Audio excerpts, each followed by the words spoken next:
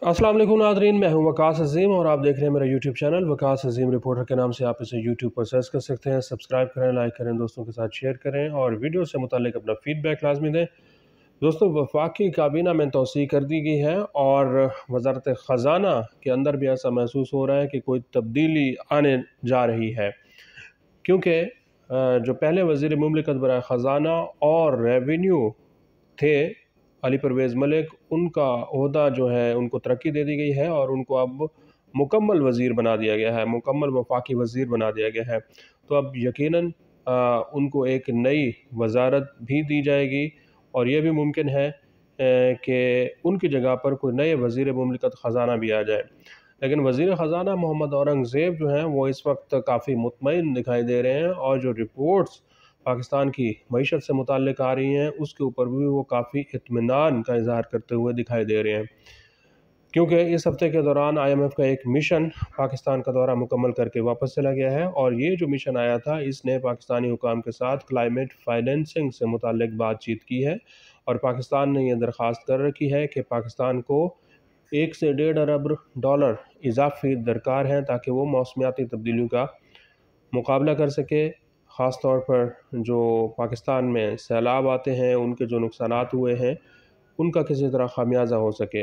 लेकिन हैरान कुन तौर पर आप नाज़रीन देखें कि IMF का जो मिशन आया है उसके सामने भी वज़ारत ख़ज़ाना ने यह तजवीज़ रखी है कि हमें क्लाइमेट फाइनेंसिंग के लिए 1 से 1.5 अरब डॉलर दरकार हैं, लेकिन हम ये करते हैं कि अपने ही लोगों पर, अपने ही शहरियों पर इसके ऊपर अपने लोगों के ऊपर मज़ीद टैक्स लगा देते हैं, मज़ीद टैक्सों का बोझ पाकिस्तान के अवाम पर डाल देते हैं और कार्बन लेवी लगा देते हैं पाकिस्तान के शहरियों के ऊपर, ताकि हम जो फाइनेंसिंग क्लाइमेट से मुताल्लिक़ हमारी रिक्वायरमेंट है उनको पूरा किया जा सके।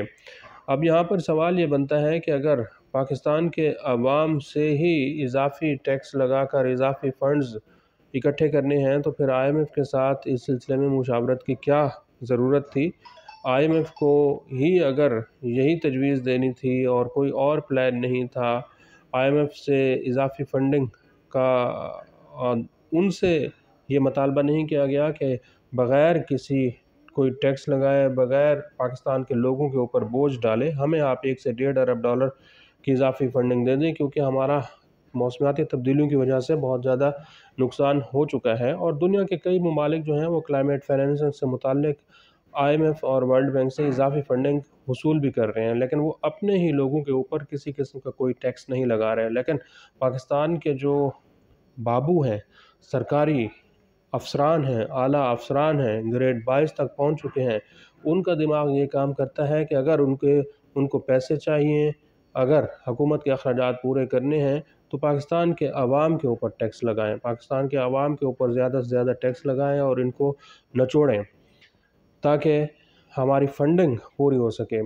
लेकिन ऐसा महसूस होता है कि IMF ने क्लाइमेट फाइनेंसिंग से मुताल्लिक़ पाकिस्तान को किसी किस्म का कोई मुस्बत जवाब नहीं दिया, क्योंकि अगर मुस्बत जवाब दिया होता तो फिर हुकूमत पाकिस्तान के बल्ले-बल्ले हो जाते और हुकूमत पाकिस्तान इश्तिहारात देना शुरू कर देती कि हमने IMF के साथ कामयाब मुज़ाकरात कर लिए हैं और हमें इजाफ़ी 1 से 1.5 अरब डॉलर भी मिल रहा है और हमने अवाम के ऊपर भी इजाफ़ी टैक्सों का बोझ नहीं डाला।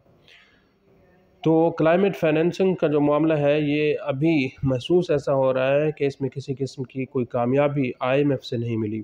लेकिन IMF का एक और मिशन भी पाकिस्तान पहुंच रहा है और ये जो मिशन है ये पाकिस्तान का जो 7 अरब डॉलर का कर्ज़ा लिया गया है उस सिलसिले में बातचीत करेगा।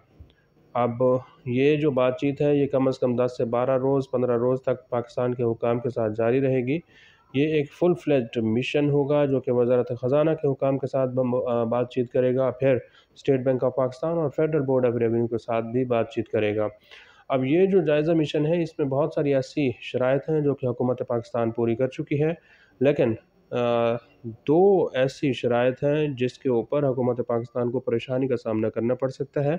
पहली शर्त तो ये है कि जो FBR के टैक्स अहदाफ हैं वो पूरे होते हुए नहीं दिखाई दे रहे और अब 8 महीने का जो गैप है ये कम से कम 500 अरब रुपए का टैक्स शॉर्टफॉल FBR को 8 महीने में होता हुआ दिखाई दे रहा है।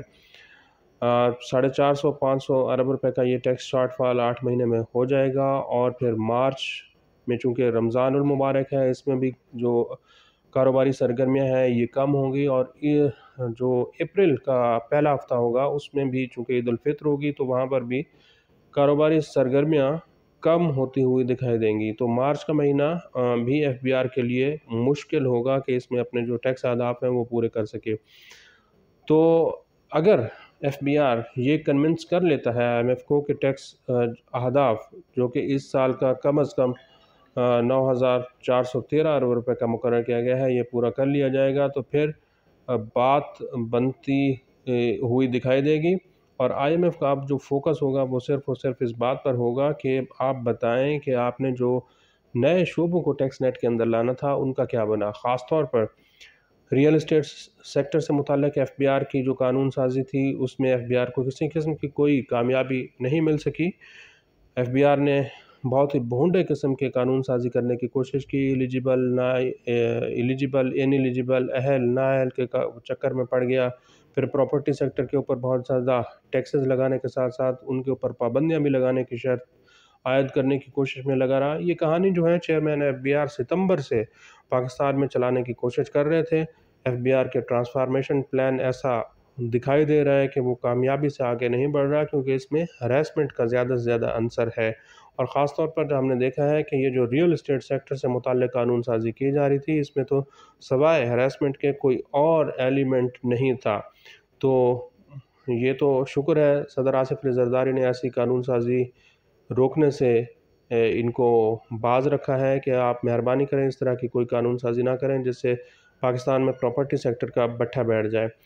तो हुकूमत जो है वो इससे पीछे हट चुकी है। अब जो दूसरा कंसर्न है बड़ा एफबीआर की नाकामी है वो रिटेल सेक्टर है। रिटेल सेक्टर में एफबीआर को किसी किस्म की कोई कामयाबी मिलती हुई नहीं दिखाई दे रही। रिटेलर्स जो हैं वो टैक्स नेट से बाहर हैं, और कोई ऐसी इस वक्त स्कीम भी नहीं है जिसके तहत एफबीआर उनको टैक्स नेट के अंदर लाने की कोशिश करे। कुछ चेंजेस सेल्स टैक्स कवानीन में की गई हैं, ख़ासतौर पर पीओएस के हवाले से। तो पीओएस के ऊपर कितनी पेशरफ्त हुई है वो भी एफबीआर जो है आईएमएफ के सामने रखेगा। और सबसे आखिर में बिजली की कीमतों का जो मामला है सर्कुलर डेट से मुताल्लिक, उसमें हुकूमत पाकिस्तान को कामयाबी मिलती हुई नहीं दिखाई दे रही। सर्कुलर डेट को ख़त्म करने का एक प्लान बनाया गया है, अब ये प्लान आईएमएफ के सामने रखा जाएगा। तो देखते हैं कि अगले हफ्ते से जैसे जैसे पाकिस्तान और आईएमएफ के दरमियान मुज़ाकरात आगे बढ़ते हैं तो इसमें क्या पेशरफ्त होती है। आज के लिए इतना ही। इस वीडियो को आप कमेंट सेक्शन में जाकर लाइक कर सकते हैं और अपनी राय का भी इज़हार कर सकते हैं। बहुत बहुत शुक्रिया।